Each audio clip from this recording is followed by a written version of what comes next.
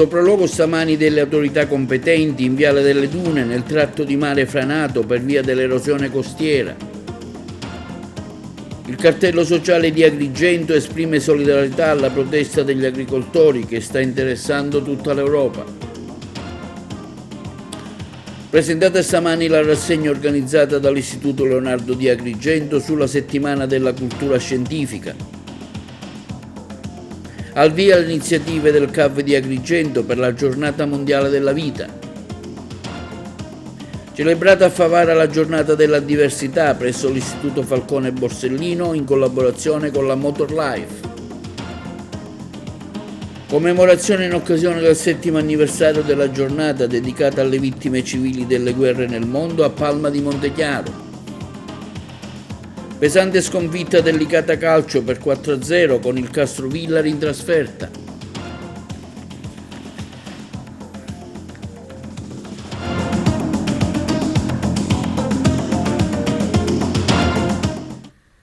Buongiorno, benvenuti con l'appuntamento di TV Notizie. Un sopralluogo si è svolto stamani presso il Viale delle Dune all'altezza di via Sironi.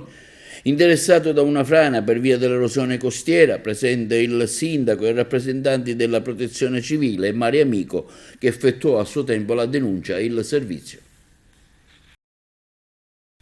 Un sopralluogo è stato effettuato stamani presso il Viale delle Dune, dove nei pressi dell'ex Oceano Mare in Viale Sironi, a causa di una forte mareggiata degli ultimi mesi, l'erosione della costa ha raggiunto limiti preoccupanti, tale da mettere in serio pericolo lo stesso Viale delle Dune nelle parti del marciapiede e della pista ciclabili, letteralmente inghiottiti dal mare. L'allarme fu lanciato qualche giorno fa dall'associazione agrigentina Mare Amico, che immediatamente allertò il sindaco e le altre autorità competenti. Stamani finalmente il vertice con gli organi preposti, la capitaneria di porto, la protezione civile, i dirigenti dell'ufficio tecnico del comune, per stabilire immediatamente cosa fare per ripristinare in primis la sicurezza del posto e successivamente le altre decisioni del caso. Che in relazione potessero descrivere l'accaduto dei fatti, dobbiamo immediatamente richiedere al governo anche regionale un intervento affinché questa opera di erosione del mare possa continuare, perché nel giro di pochi mesi potrà aumentare e ci potrà creare veramente un danno serio con chiusura addirittura del Viale delle Dune. Grazie. È venuto fuori una cosa interessantissima, perché i tecnici che sono presenti, ognuno di loro ha espresso il parere di competenza, hanno le idee molto chiare. Stiamo chiudendo proprio la conferenza con una relazione a firma di tutti, relazione che verrà inviata anche al governo regionale. Ma nell'immediato bisogna rinforzare questa zona che ha subito l'erosione con un intervento di Eni Massi e anche di cemento armato, e bloccare qualsiasi altra calamità successiva. A lungo termine bisogna immediatamente effettuare lo studio delle correnti, lo studio dei venti e lo studio anche dei fondali, affinché questi episodi, ahimè, che ogni anno si ripetono, continuano a intaccare ulteriormente la nostra meravigliosa costa. Innanzitutto va detto che noi siamo soddisfatti e felici per quello che è accaduto oggi. Abbiamo lanciato il nostro grido d'allarme, che è stato raccolto dal sindaco di Agrigento, che ha organizzato questa conferenza dei servizi, che è l'unico modo per poter, non dico risolvere il problema, ma per poter agire oggi. Oggi servono nell'immediato il posizionamento di massi a difesa della pista ciclabile e della strada, ma domani già dobbiamo pensare al domani. Il domani è l'unica strada possibile, è eliminare questo maledetto pennello che c'è alle mie spalle, che è causa di tutto il danno che c'è qui. Intrappola le sabbie, non permette il libero passaggio delle sabbie e l'aggrava il processo erosivo. Questo va eliminato. Riteniamo che nell'immediato, per salvaguardare la pista ciclabile e principalmente per salvaguardare la strada, che è molto importante per l'economia agrigentina, specialmente ora con l'approssimarsi della stagione estiva, è quella di porre dei massi sulla spiaggia a salvaguardia di questo tratto di strada, come intervento tampone all'erosione costiera che c'è per ora in atto in questo tratto. È un intervento sicuramente tampone che non risolve tutto il problema del litorale delle dune, anzi non risolve il problema del litorale agrigentino in generale questo tipo di intervento. abbiamo suggerito al sindaco di farsi promotore di uno studio generale che comporti la costa agrigentina intesa dal tratto che va da Realmonte a Palma di Montechiaro per far sì che ci sia un progetto mirato, unico, con tutti gli interventi necessari affinché tutta la costa venga ad essere salvaguardata, perché con gli interventi puntuali si corre il rischio di risolvere il problema appunto puntuale nel tratto interessato, ma di fatto spostarlo ad est o ovest per chilometri di distanza. E il cartello sociale della provincia di Agrigento esprime la propria vicinanza e solidarietà agli agricoltori che in questi giorni stanno protestando, scendendo in strada con i trattori per richiamare l'attenzione delle autorità competenti e i cittadini per fare comprendere le ragioni del loro malessere. Il servizio. Il cartello sociale della provincia di Agrigento esprime la propria vicinanza e solidarietà agli agricoltori che in questi giorni stanno protestando, scendendo in strada con i trattori per richiamare l'attenzione delle autorità competenti e i cittadini per fare comprendere le ragioni del loro malessere. Nessuno ovviamente può negare l'importanza di un'agenda politica rispettosa dell'ambiente, tuttavia il criterio della sostenibilità va coniugato facendosi carico dell'esigenza di non abbandonare a se stessa un'intera categoria professionale, costretta a sopportare una tassazione non più compatibile con i costi di gestione aziendale. In questo senso è chiaro che va perseguito fermamente l'obiettivo di un futuro sostenibile per tutti nell'Unione Europea, ma non si possono non condividere le preoccupazioni degli agricoltori per la sostenibilità delle aziende agricole di piccole e medie dimensioni per il futuro delle aree rurali. Il settore agricolo svolge un ruolo essenziale nel fornirci cibo accessibile e di alta qualità, nel dare vita alle nostre terre, nella salvaguardia e la gestione dei nostri paesaggi. Per questo, continua il cartello sociale di Agrigento, siamo convinti che in un futuro sostenibile del nostro sistema alimentare, un futuro sicuro e fiorente per gli agricoltori, possano coesistere e non si escludano a vicenda. Occorre trovare soluzioni che garantiscono entrambi e superano le divisioni. Ciò sarà possibile solo se gli agricoltori saranno posti al centro di queste considerazioni, al netto di strumentazioni di parte.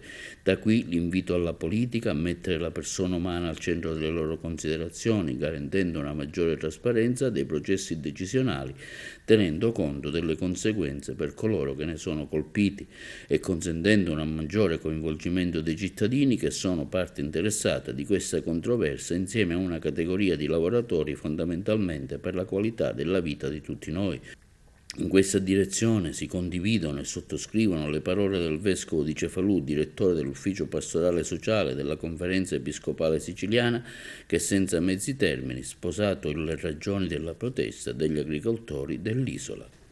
Presentata oggi presso il foyer del Teatro Pirandello di Agrigento la Settimana della Cultura Scientifica, una giornata internazionale delle donne nella scienza, organizzata dall'Istituto Leonardo di Agrigento in collaborazione con il Lions Club Valle dei Templi, il Parco della Valle dei Templi, l'Università di Palermo e il Libero Consorzio. Il primo appuntamento dei 6 in calendario sarà un incontro con il professore universitario l'agrigentino Angelo Taibi. Noi abbiamo seguito l'evento.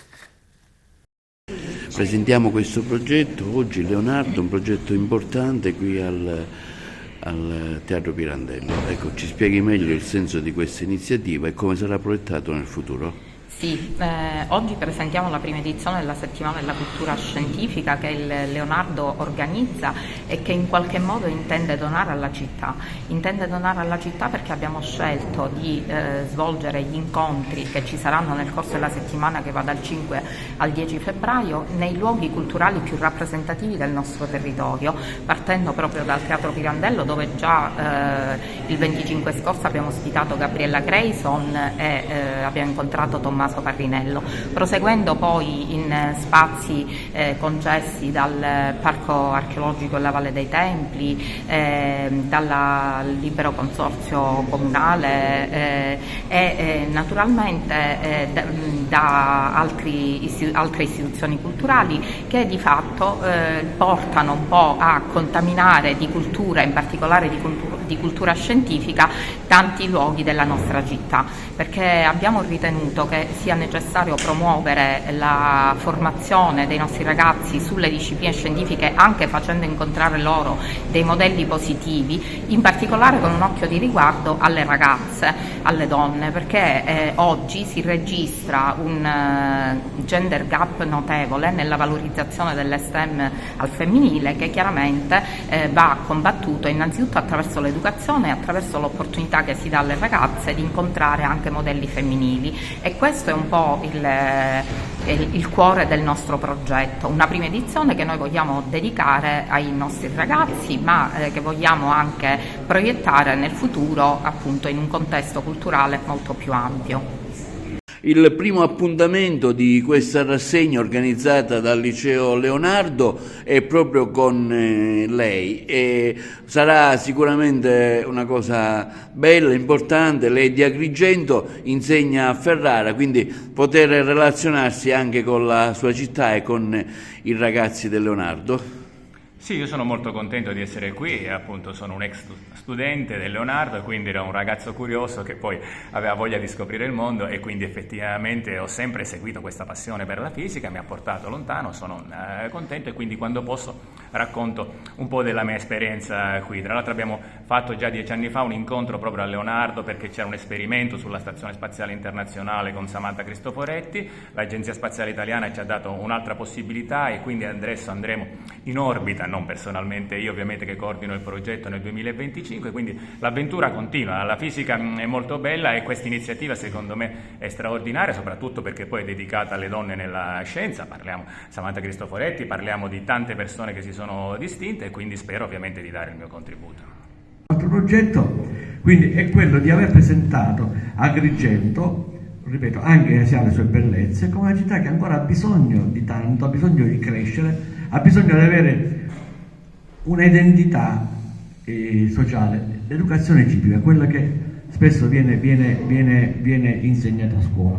Questo Agrigento ha bisogno, è servito anche come arma fondamentale per raggiungere questo obiettivo. E ora cosa dobbiamo fare? Il coinvolgimento delle scuole, come ha fatto la dottoressa Pilata, è una cosa fondamentale. Noi dobbiamo coinvolgere l'intera città, dai più giovani ai più anziani. Voi siete l'anima della città, voi siete coloro i quali con delle spugne assorbite dovete dare. E questa è l'espressione di quello che voi state facendo, questo progetto culturale, qualsiasi sia il tema, qualsiasi cosa in cultura, se è fatta in maniera giusta, se è fatta veramente con l'anima di chi vuole veramente bene al proprio territorio. Voi dovete sapere, perché non siamo consci, non siamo consapevoli di quello che noi abbiamo. Sarà celebrata il prossimo 4 febbraio la Giornata Nazionale per la Vita, al cura del CAV di Agrigento, Centro Aiuto alla Vita, al Don Guanella. Oggi Rosario per la Vita e raccolta fondi acquistando una primula nelle diocesi agrigentine. Abbiamo sentito il presidente del CAV di Agrigento.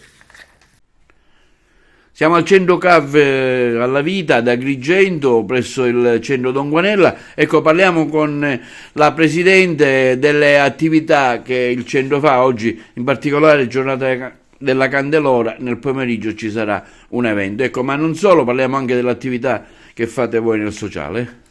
Io sono ancora qua, anzi noi siamo ancora qua, e già la forza della vita, il coraggio che mettiamo sempre ogni giorno, ognuno di noi volontari, ci porta sempre a lavorare a favore dei più fragili. Tante sono le attività, tante sono le iniziative che abbiamo svolto in questo anno passato e tanto quelle che faremo nel prossimo anno. Quello che abbiamo fatto ieri è stato il prima giornata di preghiera, l'adorazione eucaristica con i volontari del CAB a favore della vita. Oggi celebreremo la celebrazione eucaristica assieme a Don Calogero. Ricordiamoci che il CAB è opera Don Guanella, quindi i nostri sostenitori sono proprio loro, i sacerdoti della Divina Provvidenza, che sono dei bravissimi amici, ma che ci collaborano e che ci supportano sempre. Oggi infatti ci sarà la messa, il Rosario per la Vita, ci sarà anche la celebrazione subito dopo. Poi sabato e domenica saremo presenti in tutte le chiese della nostra diocesi.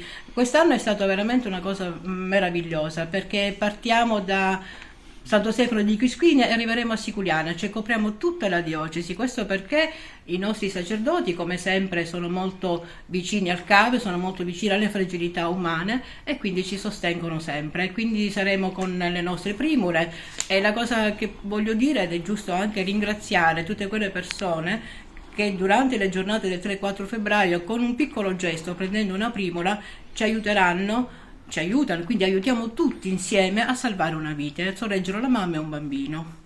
Dove si possono trovare? Vi ripeto, le primule si possono trovare in tutte le chiese della diocesi di Agrigento, e siamo anche fortunati perché ancora da noi molte chiese sono aperte, mentre magari da Roma in su si distribuiranno nelle piazze. Però è una festa nazionale, la festa della vita, e noi siamo contenti di essere ancora qua a festeggiarla. Parliamo anche dell'attività sociale che voi fate anche verso chi magari vuole interrompere la gravidanza. Voi siete, diciamo, vicini nel sostenere questa cosa.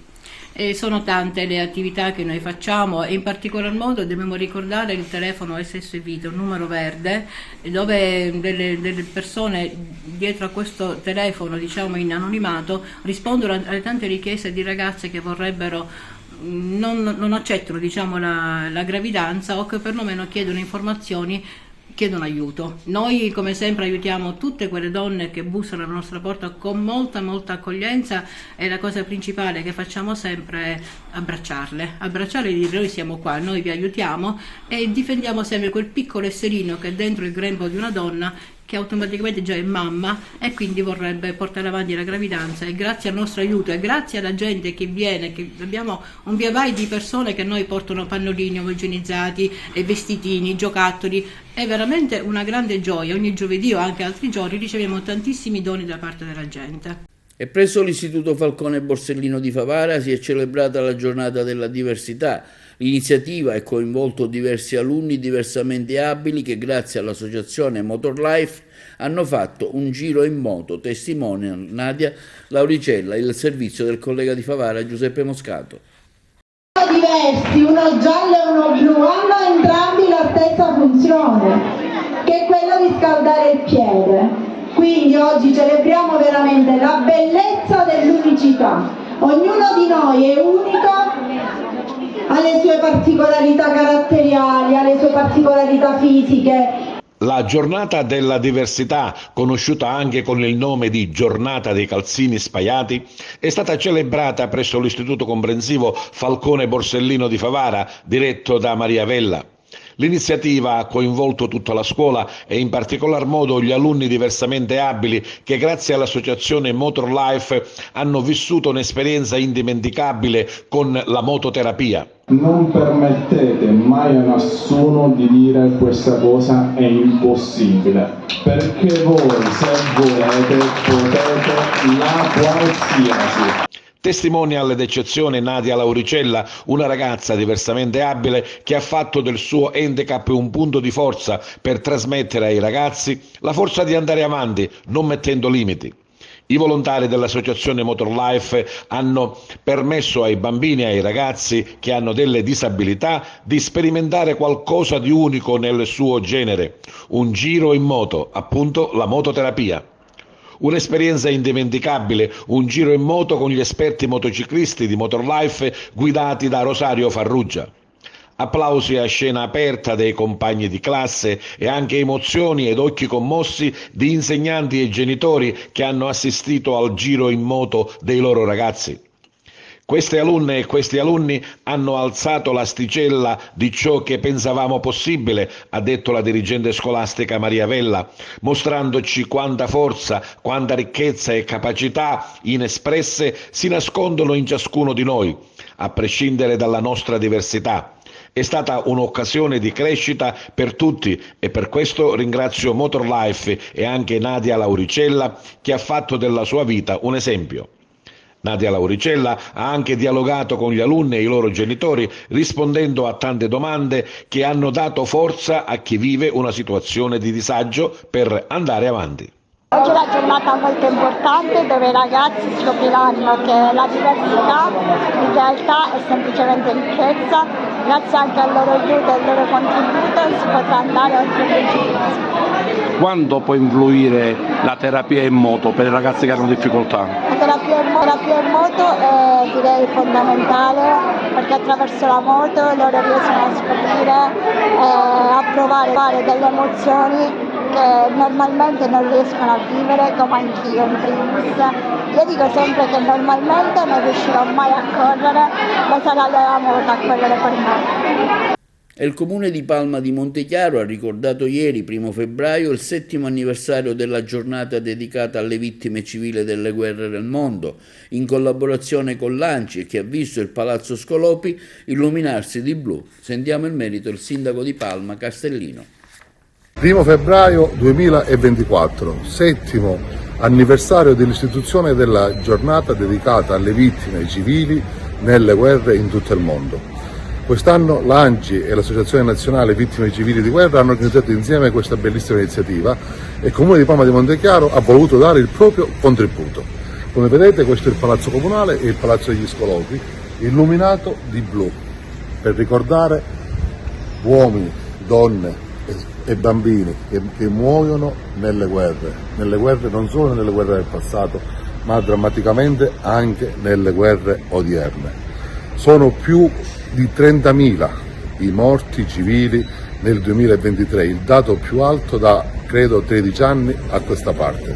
Bisogna interrogarsi come sia possibile nel 2024 ancora utilizzare la guerra come mezzo di risoluzione delle controversie internazionali. Abbiamo avuto il focolaio enorme che ancora brucia in Ucraina, e in Medio Oriente abbiamo assistito a quella che è davvero una carneficina da ambo le parti.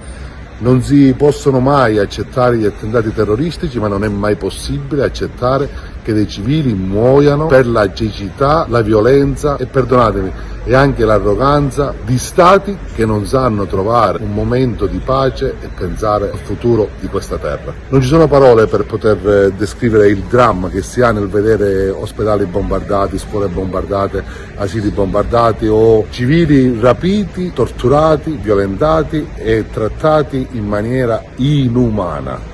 Il nostro grido basta da parte di tutti i comuni italiani deve arrivare forte, perché la guerra non può e non deve essere, come dice il nostro articolo 11, il mezzo per risolvere le controversie internazionali. Un appello alla comunità internazionale affinché, nel rispetto dell'autodeterminazione dei popoli, ma nel rispetto innanzitutto della vita umana, si ponga fine a queste carneficine che sono state da sempre inaccettabili, ma lo sono ancora di più nel 2024. Non possiamo rimanere silenti di fronte a massacri di questa portata. L'Europa deve giocare un ruolo fondamentale. L'Europa, il vecchio continente che è il custode di democrazia, di pace, la culla della nostra civiltà, deve essere forte per portare avanti quella che deve essere una missione di pace. E le prossime scadenze europee daranno un nuovo volto all'Europa, e quel nuovo volto deve essere un volto di pace e di difesa dei diritti dell'uomo.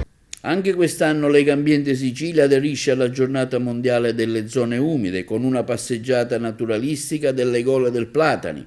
L'evento si svolgerà domenica 4 febbraio. Abbiamo sentito il presidente di Legambiente.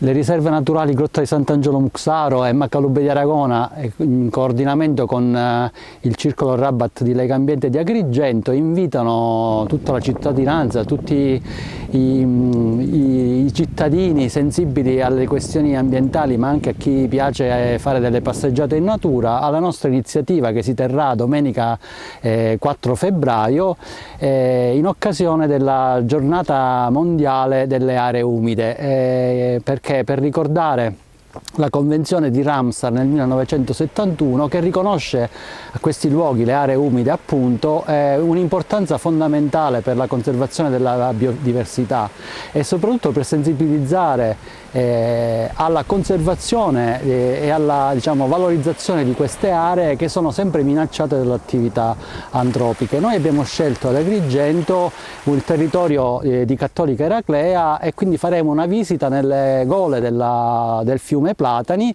che è un importante luogo che si è conservato in maniera incontaminata e che ci consentirà di fare una visita abbastanza semplice, perché è un percorso percorso che non presenta grandi difficoltà in piano, che ci consentirà di osservare appunto un'area umida che è a pochi passi da casa nostra e che appunto ci restituirà una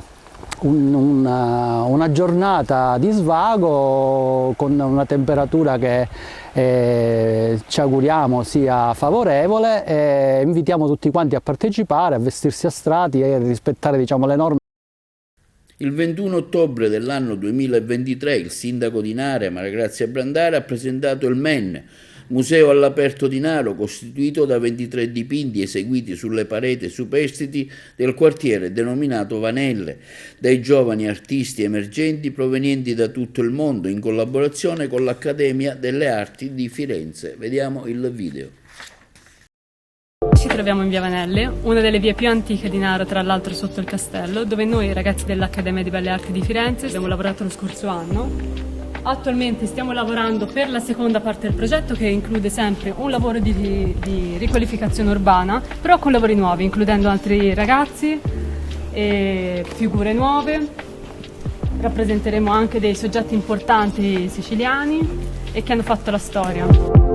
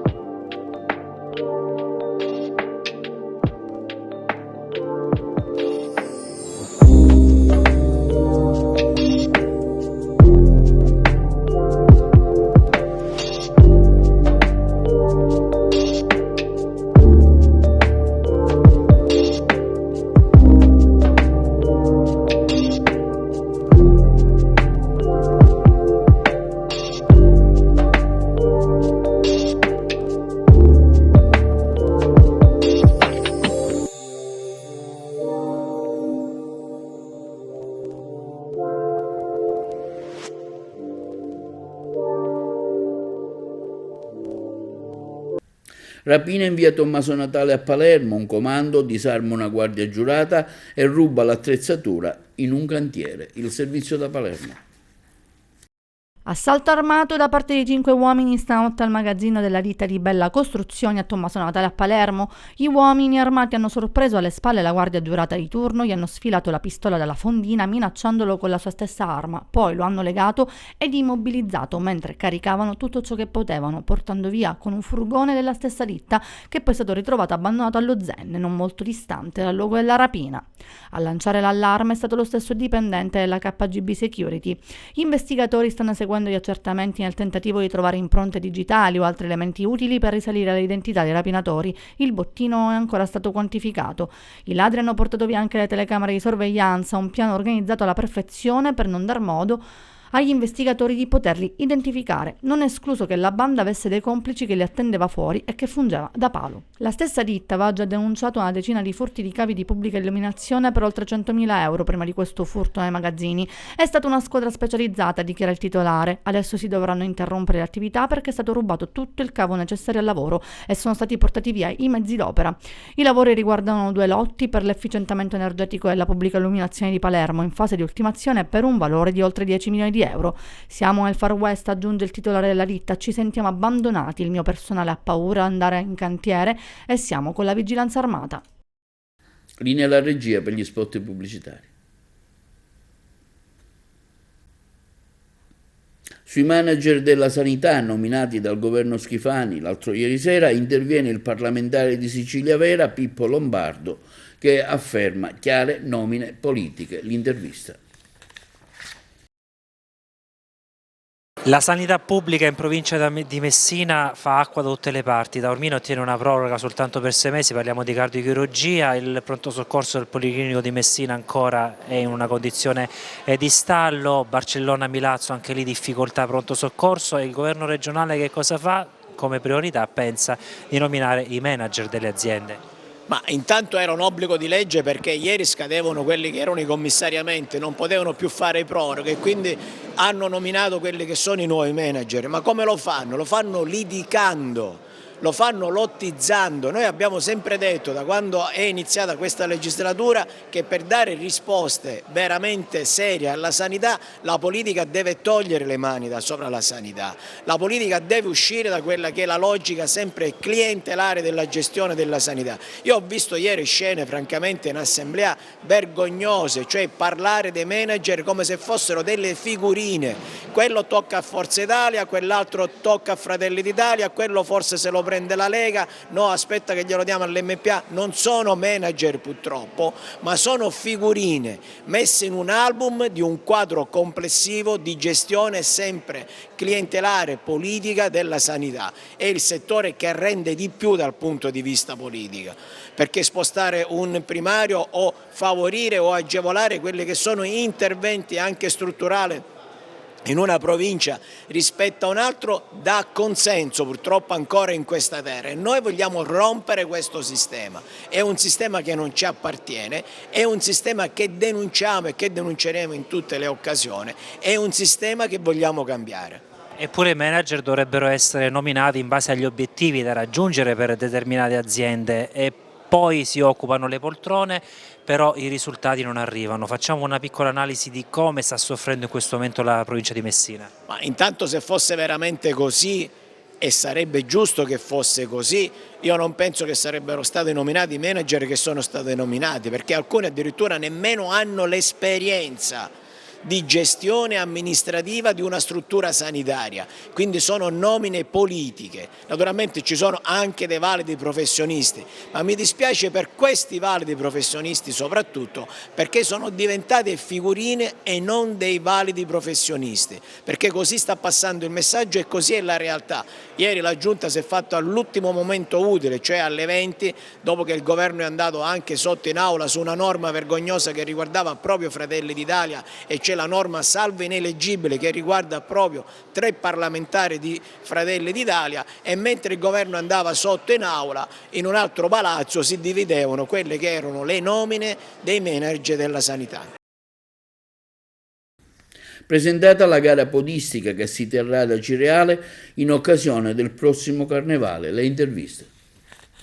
Parliamo di questa manifestazione che non può mancare nel contesto del carnevale, è ormai una tradizione. Sì, ormai è dal 2015 che questa manifestazione si svolge ininterrottamente. Abbiamo saltato solo l'anno del Covid, ma poi ogni anno si presentano in massa centinaia e centinaia di atleti. Tutta la Sicilia sarà presente domenica a correre, saranno oltre 700.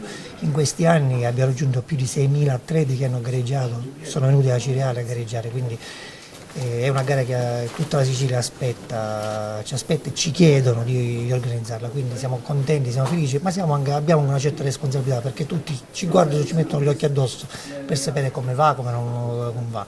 E poi voglio dire che tutti vengono anche per il carnevale, quindi sfruttiamo questa occasione, diamo peso al carnevale di Acireale perché ha il suo valore e la sua consistenza.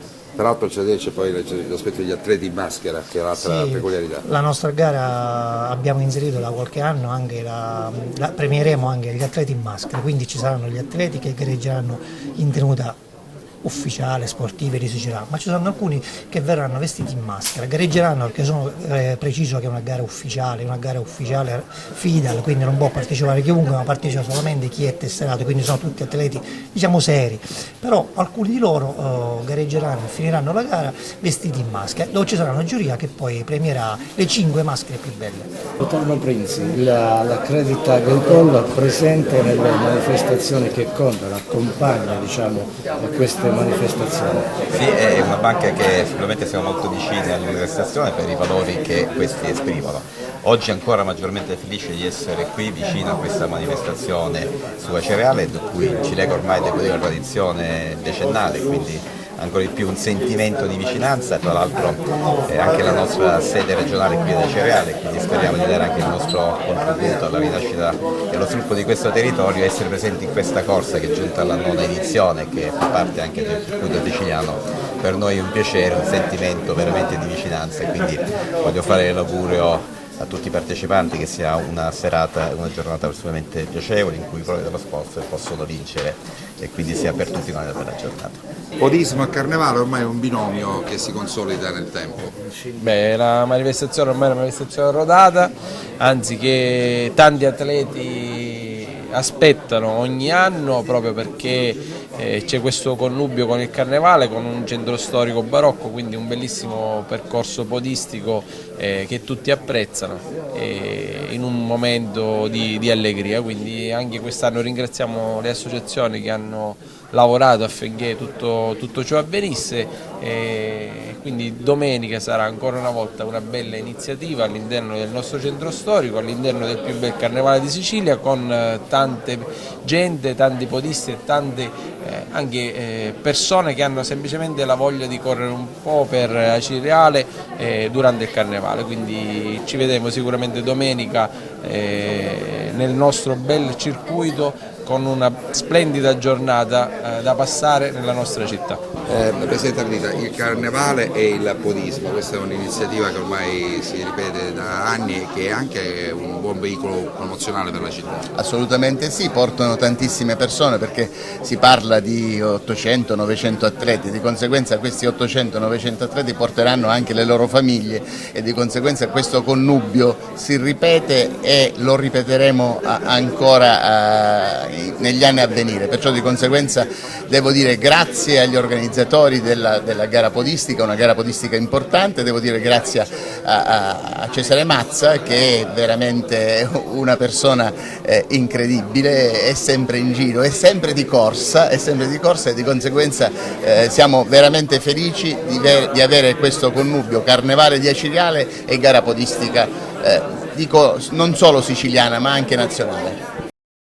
Si inaugurerà domani sabato alle ore 17 presso il Teatro Pirandello di Agrigento la 4ª edizione di Arte Moderna Contemporanea, trofeo Luigi Pirandello, che vede la partecipazione di tanti artisti, curata dal maestro Francesco Nastasi. Lo abbiamo intervistato. Allora, sono il maestro Francesco Anastasi, il direttore artistico del trofeo Arte Luigi Pirandello. È la 4ª edizione quest'anno, dove verranno presentate molte opere di tanti artisti provenienti da varie parti d'Italia, che chiaramente metteranno con le loro opere l'emozione di aver visualizzato quella che è il criterio dell'arte moderna contemporanea. La mostra durerà da domani pomeriggio fino al giorno 27 febbraio, di conseguenza è visitabile, è gratuita, per cui di conseguenza possono fruire tutti coloro che vogliono ammirare queste determinate opere. Diciamo, quanto è importante anche esporre alla città le opere degli artisti, così anche per conoscere, per valorizzarli? Ma è importante perché Agrigento ormai è diventata nel 2025 città della cultura, per cui la cultura va sempre a migliorarsi, va sempre a progredire, che chiaramente possa dare l'incentivo maggiore, perché arte è ammirazione, sensazione, emozioni, questa è la cosa più importante. Fino a quando è la mostra? Fino a quando sarà aperta? La mostra è fino al giorno 27 febbraio ed è visitabile a tutti coloro che possono volere venire a vederla. Potrebbe aprirsi una nuova possibilità per la rottamazione delle cartelle esattoriali. Il governo sta lavorando infatti a un emendamento del decreto milleproroghe che al momento è in esame alle commissioni affari costituzionali e bilancio della Camera, per permettere a coloro che avevano presentato la domanda di adesione ma non hanno rispettato le tempistiche il pagamento di aderire alla sanatoria. Il provvedimento dovrebbe anche interessare altre regioni d'Italia. Castellammare, giovedì 8 febbraio, ricorderà il suo figlio illustre, Gregory. La corrispondenza da Palermo.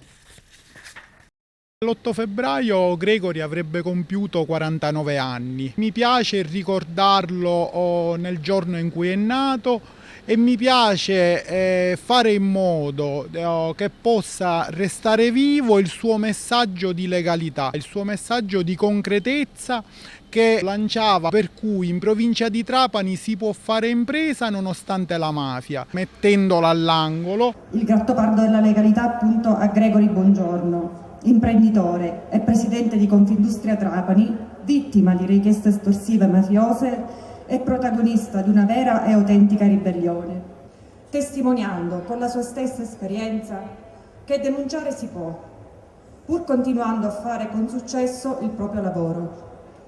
Gregori Buongiorno, presidente di Confindustria Trapani, Gattopardo della legalità.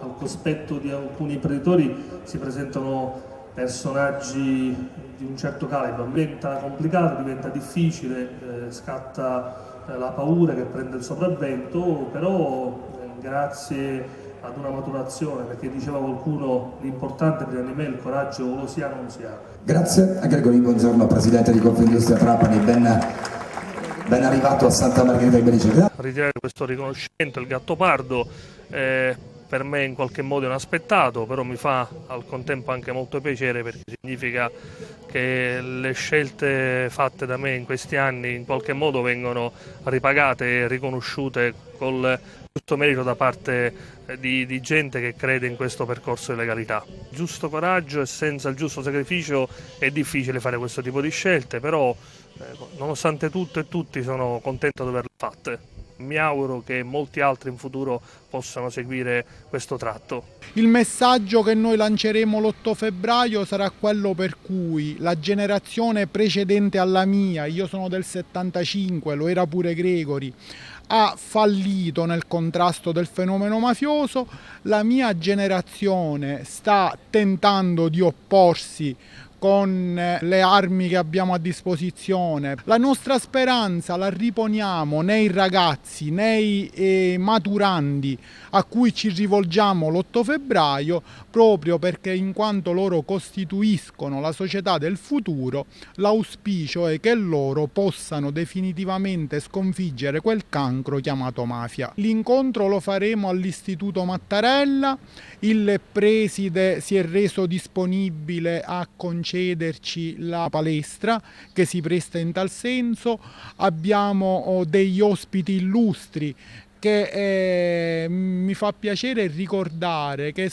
hanno immediatamente dato la disponibilità proprio perché hanno sentito il nome di Gregori. Gregori continua a fare ancora tanto per Castellammare nonostante non ci sia più, e il messaggio di vita che passa attraverso Gregori è proprio questo: finisce la vita sulla terra ma lui continua a essere tra di noi, e l'8 febbraio con le presenze che avremo e col messaggio che lanceremo questa ne è la prova. Purtroppo, come ricordavamo direttore, un anno fa è andato via l'elemento di punta di Castellammare, veramente avrebbe potuto fare tantissimo e in Confindustria era una persona molto più che stimata, era ai vertici di Sicindustria regionale ed era per lui quasi una carica naturale. Probabilmente se fosse rimasto in vita per come era giusto che doveva essere, ce ne avrebbe fatte vedere delle belle,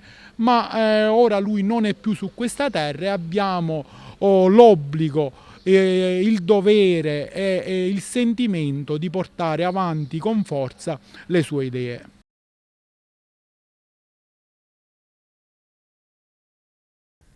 Il Comune di Messina, in merito alla raccolta differenziata, punta al traguardo del raggiungimento del 65%. Sindaco, il 65% è un passo, cosa manca? Manca davvero poco perché i miei concittadini, e di questo li ringrazio, hanno saputo comprendere che non era un vezzo, una velleità, ma la necessità di fare la raccolta differenziata è un'esigenza del territorio. Siamo a picchi del 57,2%, dobbiamo migliorare, come è normale che sia, nella tipologia di differenziazione, dobbiamo capire che il giorno dell'indifferenziato non è il giorno del libera tutti, io credo che ci arriveremo veramente presto, ma non tanto per dire ce l'abbiamo fatta, ma per fare capire che è possibile cambiare un sistema, e lo abbiamo fatto con i rifiuti come tante altre cose, che poi serve all'ambiente, alla sostenibilità, a principi che, ripeto, sembrano distanti ma fanno parte invece della realtà che giornalmente viviamo in città. I cittadini però chiedono una Tari più leggera, è possibile arrivare anche a questo obiettivo? Guardi, noi su quello ci stiamo lavorando da diverso tempo e credo che quest'anno sarà un anno, diciamo, di grande risultato. Dall'altro lato il recente commissariamento in mano al Presidente della Regione deve fare comunque comprendere a tutti i cittadini, anche io sono un cittadino, che se non ci sono impianti difficilmente riusciamo ad arrivare al 100% dell'obiettivo. Pensare di portare gli impianti, lo smaltimento, diciamo, del rifiuto differenziato fuori Italia è pazzesco in una regione nella quale gli investimenti possono essere fatti e devono essere fatti. Ci sono delle chiare responsabilità politiche perché non arriviamo ora, non lo scopriamo ora che mancano gli impianti? Siamo nel 2024, credo che le responsabilità ci siano da oltre 30 anni, noi paghiamo lo scotto di una mancata programmazione e progettazione, ma soprattutto realizzazione, ci vuole il coraggio nel fare le cose. Prima di me Cateno De Luca ha avuto coraggio nel togliere l'ultimo cassonetto nel 2021, c'è stato il coraggio di chi la differenziata la sta facendo e dovremmo poi migliorarci, ci deve essere il coraggio di chi gli impianti in Sicilia li deve fare. Passiamo ora allo sport, pesante sconfitta del Licata Calcio in trasferta con la Nuova Egea Virtus che vince l'incontro con un netto 4-0. La partita è valida per la 25esima giornata del campionato di Serie D Girone E. Vediamo il servizio di WeSport. Una Super Egea Virtus annienta il Licata, qui rifila 4 reti in appena 34 minuti e si regala la terza vittoria di fila. Un successo mai in discussione per la squadra guidata da Francesco Di Gaetano, che dopo Siracusa e Portici non concede sconti nemmeno alla formazione giallo-blu. Nonostante la sconfitta sono proprio gli ospiti a provarci dopo 7 minuti, ma Abercon in acrobazia non trova lo specchio della porta. Bersaglio che 2 minuti dopo centra invece l'Egea Virtus, quando Ferrigno raccoglie l'ottimo lavoro dal fondo di Longo e col sinistro mette alle spalle di Valenti il vantaggio per i suoi e che gli vale come primo sigillo in maglia giallorossa. Il vantaggio mette le ali ai barcellonesi che dopo il tentativo acrobatico di Di Piedi terminato largo alla destra del portiere, i giallorossi raddoppiano al minuto 15 quando da un errore in disimpegno dei gialloblu Ordóñez innesca Longo che, presentatosi solo davanti a Valenti, serve Calafiore che a porta vuota non sbaglia, facendo così Egea Virtus 2 Licata 0 e per l'ex Trapani si tratta della prima rete in maglia Egea Virtus. Il Licata è in confusione così al minuto 20 da un pallone recuperato da Biondo arriva anche il tris ad opera di Longo che da fuori fa secco Valenti col destro firmando la rete del 3-0 per i giallorossi, mentre per Sebastiano Longo sono 10 i gol totali in campionato. Pur sotto di 3 gol gli ospiti tentano di reagire, ma prima il sinistro di Cappello è deviato in angolo da Staropoli e poi la punizione di Orlando non sortisce l'effetto sperato, mentre al 34esimo a fare centro è ancora l'Egea Virtus con Biondo che su punizione, complice anche la deviazione della barriera, supera per la quarta volta Valenti, facendo nuovamente gioire i tifosi giallorossi. Per il capitano dell'Egea si tratta della seconda rete consecutiva, la terza complessiva del campionato. Nella ripresa succede davvero poco, girando di cambi per i due allenatori con il Licata che tenta comunque di trovare il gol della bandiera, ma i tentativi di Cappello al 51esimo e del neoentrato Murgia subito dopo non creano problemi a Staropoli. L'Egea Virtus amministra e al minuto 71 si fa viva con Longo il cui sinistro impegna Valenti alla parata in angolo. Con questo successo l'Egea Virtus sale in classifica a quota 26 punti e si porta a distanza di sicurezza dalla zona play-out, mentre il Licata rimane a quota 33 a 4 lunghezze dalla quinta posizione. E questo è tutto per TV Notizie di oggi, vi diamo appuntamento alle prossime edizioni e vi auguriamo una buona serata.